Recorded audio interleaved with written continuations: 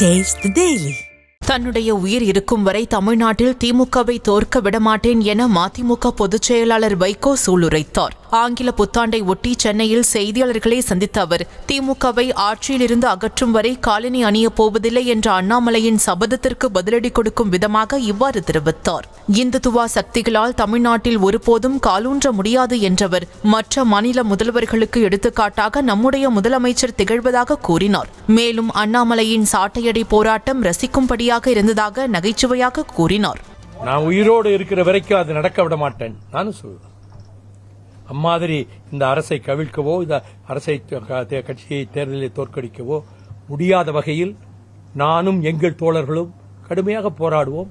முதலமைச்சர் அவர்கள் மிக கவனமாகவும் மிக ஜாக்கிரதையாகவும் ஆட்சியை நடத்தி கொண்டு போகிறார். அதனால இவங்க யார் எந்த கட்சி ஆரம்பிச்சாலும் சரி, எந்த கூட்டணி வச்சாலும் சரி, திமுக அணியை தோற்கடிக்க முடியாது. Taste Daily. Taste the Daily.